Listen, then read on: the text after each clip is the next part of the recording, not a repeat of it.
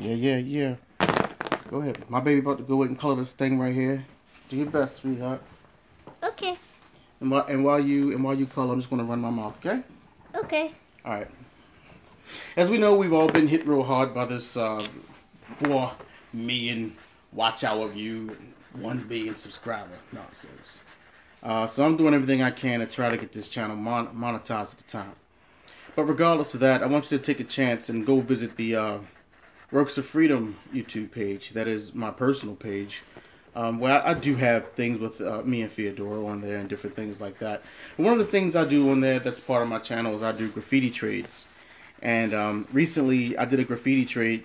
First of all, let me break that down for you. It's when I have an artist, they send me some art or some graffiti or one of their characters or something like of that nature. And then in return, I draw something and send it to them. It's just a great way of networking and getting your art in people's hands. So either way, this guy right here sent me this character that I absolutely loved. And on the back it said, "Color me." And my daughter, we just got finished shooting the graffiti trade of me opening his pack. And what's going to happen in a few weeks, I'm going to do a video of me sending my pack back to him. So you get to see what he sent me, then what I sent him. So this particular piece, it said, "Color me." And my daughter got extremely excited because, first of all, she loves cats, right? Yeah. And she wanted to color this thing. And I figured, hey, man, let's go live. And I can use this stream as a sub for sub or as a comment for comment, like for like, view for view. And if anybody wants to get down to the comment section and start running their mouth or, you know, hey, this is your chance to go ahead and do your shout outs. This is your chance to go ahead and do your plugs and all that good stuff. I may not do much talking. I'm just setting it off. I may continue to talk. Who knows? But this is all about my little girl just, you know, finishing her thing. Finishing up this piece of work from a particular artist. And I'm going to go ahead and shout him out real quick. I'm going to slide this in here. That's his gram if you want to check him out. That's his information. All right. Oh, she gave him pupils. But I've been fortunate to do this for a long time. I've been an artist since I can remember. I think I came out with a pencil. Let my mom and dad tell it. And I did study at an art school, and I did learn a lot of techniques from simply doing street art. You know, I was a street artist. I did walk around with my canvases and prints and set up on the coldest days and the hottest days and the coldest nights. And we made it work. Me and this lady right here in the background, right? That's right. Me and that lady right there, man. We've been doing this thing for a long time. And it wasn't until the last few years of my life when I decided let's try gardening, you know. We owned a few art galleries in Baltimore City, and then after, you know, some time there, we decided let's strike out. This little Feodora here came into my life, and I decided, man, I want to give her the things I never had. I want to give her the opportunities I never had. I remember being a kid. I went to visit my aunt, and she actually lived in Virginia, right? She lived in Norfolk, Virginia. And I'm from the city, you know. I'm from Baltimore City. And I went to visit my aunt. She lived in Norfolk, Virginia. And I remember there were no chickens or a farm or nothing. But I just remember tree-lined streets. And I was amazed by that. It stuck with me my whole entire life, even as I began to kind of knucklehead through my youth. It stuck with me through my life. And I got older, and I look around and I see people sitting on the stoops who've been sitting on the stoops since they were 9, and now they're 29, 39, and still sitting on the stoop. And I always go, you got power. You have the opportunity to move. You have the chance to get out. And even if you strike out and you fail, you know, failure is a learning experience. You know, I've failed a lot in my life, you know. And all those failures led me to succeed at some great things. That's actually the inside of the ear. Oh, man. See that? Just like that, too. And so I was like, wait, yo, let's just move out. Now, where we are is a very rural area. You know, there's not much, you know. It's just lots of land, places for my daughter to play and fly a kite, ride her bike, and grill, cook out, and even camp out there if we want to, you know. raising chickens and starting a farm, growing gourds and tomatoes and growing our own food, homesteading, raising chickens, like I said, and collecting farm fresh eggs in the morning. It's been a pure blessing. The opportunity I did have to homeschool with my daughter was, I've done a lot in my life, but so far, just simply homeschooling with this little woman and teaching her and showing her the ropes in art and in music and jazz have been like the most fulfilling times of my life thus far. And I just celebrated a birthday. You understand what I'm saying? And so far, this has been fantastic for me. It took this long for me to experience this type of joy, and it was well worth it.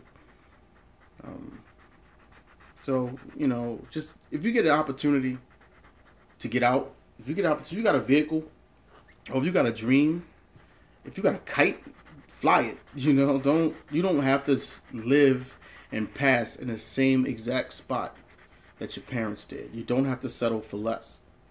Unless maybe you're not settling. Maybe that's what you deem as success, or maybe that's what you think winning is, or maybe that's what you think comfort is. So who am I? I'm not here to judge. I'm just here to speak, and maybe somebody can pull a jewel from it. Yes, baby? Nothing. Nothing. I thought you had something to say. I just looked at you, that's all. And it's extremely fun for me. It's beautiful, baby. Thanks. Oh, it's good. And I have this little girl coloring and drawing since the age of naught, the age of nothing. I put a pencil in her hand. I told her, and I don't even know if you remember this, buddy, but you used to draw on the walls all the time, and I never stopped you. Do you remember your room back at the Blue House? You used to draw people all over your wall, right? And you would give them these really long arms and really long legs and funny shaped heads. And I would go, "What are you drawing?" And you would say, "People." And I said, "What kind of people look like this?" Do you know what you used to say to me? You called them googly people. And I said, "What?" You said, look at them, they got googly arms and googly legs. I remember that. So, do you know I started drawing googly people? You know that sticker that was in the old car? Yeah? Of the lady, she was nude with really long arms and legs? Mm-hmm. That was inspired by you. Yeah. She had googly arms and googly legs. And that's where my strange people came from, because I watched my daughter draw. See, I still do take artwork very serious. She has a little cold right now, a little cough. I do take artwork extremely serious, but I believe at one point I was taking it too serious.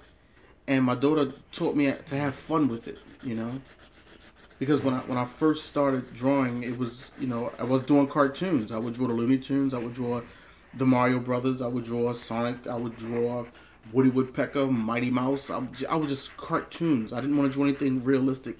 As I used to call it when I was a kid, I didn't like cartoons that had bones. So my friends all watched like G.I. Joe and stuff and Transformers. Man, I wanted to watch Felix the Cat, Heathcliff, Garfield, Mario Brothers, because I felt in animation, I loved the way they moved. They moved like life was like it was impossible, and I was drawn to that. So I looked at the cartoons I liked as not having any bones, and the cartoons most kids like were cartoons that had bones.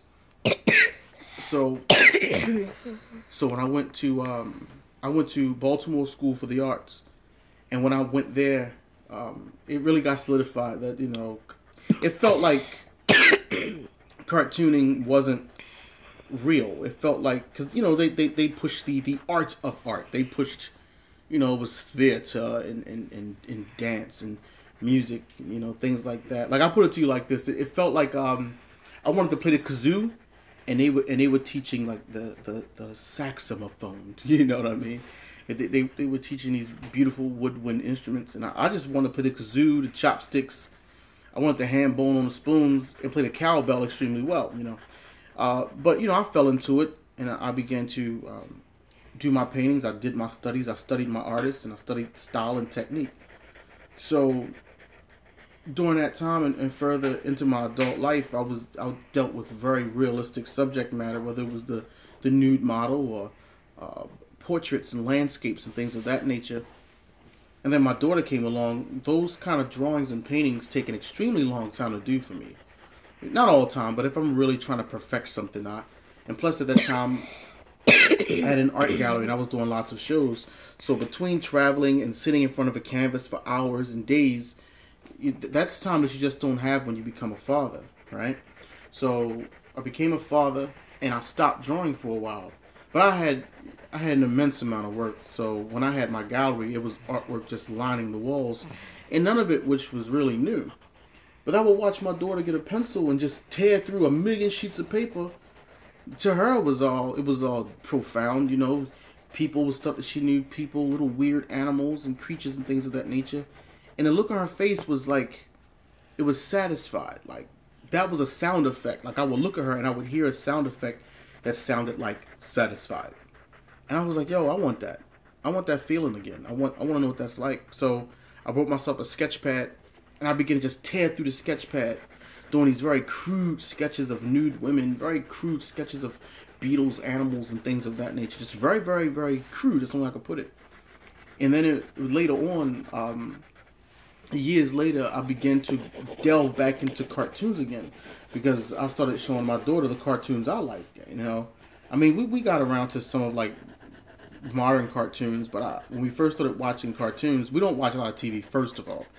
But when I did, I put her on to like Felix the Cat, one of the classics of animation, old school Mickey Mouse, and Steamboat Willie, things like that. And looking at those cartoons again as an adult, I felt like I was at home. Some adults watch cartoons and feel silly. I watched those cartoons and I felt like that's my family. As crazy as that sounds, I just mean like it felt so familiar, And I was like, I used to draw this stuff, and and ever since my daughter was young, I was drawing this character of her, and I decided, let me go for what I know and combine two things that I love, which is art, animation, and of course my daughter. And that's how That's Feodora came about. And then when we moved, I was like, yo, I did this for you and us. I did it for myself too, because as a father, you gotta have peace of mind. If you don't have peace of mind, it's hard to hold your child and look your child in the eyes when you don't have peace of mind. Because kids are very smart and they can sense when you're not genuine. And I wanted to be as 100, right, buddy? Right. We keep it 100. I wanted to be as 100 as possible. I wanted to look her in the eyes and she know that I'm telling the truth. I want her to know that everything I do is for her. So when we moved, it was that opportunity for me to really dedicate what I do to her. Dedicate everything I do for her. And I called it the Garden of Feodora because it's her garden. And she's learning how to, if need be ever, survive on her own. She can find some dirt and go to the store and spend 25 cents for a tomato. Take that one tomato, eat it, get some nourishment, and keep all 200 seeds in that tomato. Plant those seeds, and from each seed grow a tree that bears hundreds of tomatoes with tomatoes that have hundreds of seeds. And she's self-sustaining. And she can get herself 2 or 3 chickens. There she go. That's her meat. I taught her how to fish, right? Mm-hmm. To fish, how to hook the worm, how to reel it in. So if need be, she can go to a local lake. She can dig in the garden, catch some worms, go to a lake, and catch some meat. And then the chickens, chickens have chickens. If need be, she can eat one of the chickens. What? No! Not one of our chickens, you know what I mean? Like, you have a lot of chickens, and, if you have to, she can eat one of the chickens. Get yourself a goat. Ooh. And you can have milk every day. if push comes to shove, then she can slaughter and eat one of the goats. It's ways to do this, and it's just things that I'm teaching her that you don't have to be on the grid, and you don't have to follow this plan that was created for today's man. This is not the way it works. We're supposed to be free. And I want to teach her to be as free as possible. Free in her thought, free in her speech, free in her mind, free to say what she feels. To always come to me, no matter what it is. You got a problem, come to me and say what it is. Somebody said something to you, tell me what they said. And I'll let you know. We'll take it from there. I'm getting a little deeper than I wanted to get when, coloring a cat that's drooling. But that's what I do. I'm a storyteller. Go ahead, do it now. I don't know if it's the kind of blue. But don't use it then if you don't want to. There's other blues in there. That's a very dark blue. Nope. Not the blue.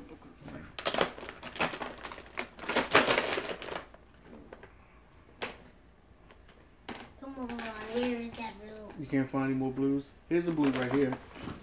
A darker blue. I think I have to. Oh, you want a dark blue? A darker blue than this. Let's see. Let's test this out real quick. That's darker. I guess. You guess.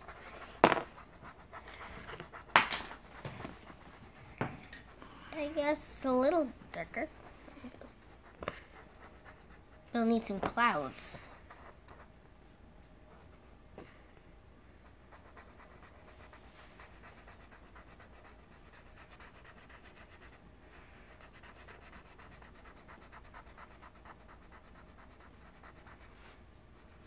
And by the way, I hope everybody's day is going great. If you're tuned in live watching this or watching this near the day that we uploaded, I hope everybody's day is just going fantastic. I hope you're surrounded with your loved ones, single fathers out there. If you have children, if you're a single father, you have a child. But if you're near your children, just give them a hug. Tell them you love them. Always show love. It's so easy to be mean. It's so easy to be wicked sometimes. I actually find it more easy to be nice, and I don't know why people go out their way to be mean. That's not the. People say that's the nature of man, but I don't think so. Man moves out of necessity. So we think it's we think it's necessary to in order to get what we want, or we think we need to be aggressive towards one another. And I've learned in my years that that's definitely not the case. I don't war. I don't believe in war.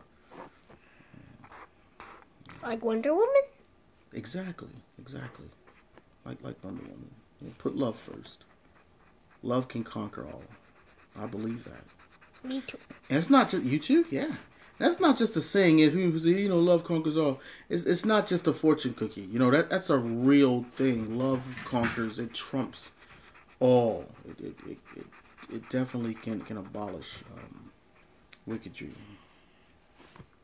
Looks like you're almost done, buddy. It looks good. Thanks. Nice line work too. I like that.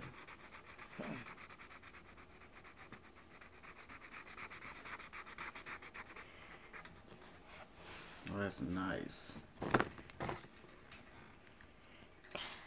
Done. You done? That's awesome. Check it out. Look what my buddy did there. That's fantastic. You want to sign out? You want to tell them Wait, I'm gonna write my name on the back. Well, we'll do that in a second. Let's go ahead and close out the stream. So, anything you want to say about this piece before we get out of here? I just worked really hard on it. Look at this. It looks like his eyes are like he has little blood vessels or something in his eyes. It does look like that, doesn't it? Maybe he's tired. Or maybe he's wired. Maybe he's like wide awoke. What do you want to do now? Don't put them there. Stop. Don't do that. Leave his eyes white. I like it like that. Don't make him like he's going through some emotions. But this was fantastic. I enjoy doing this. Maybe I'll do more like this. Did you like this, buddy? Mm-hmm. You want to do something like this in the future? Yay! Yeah. Well, the winding down, and I'm just trying to make it to that 20-minute mark, and we just did. So, as always, tell them, buddy. Peace from the Garden of Romance. Of what? Tell them. Of where? Of Feodora. There we go.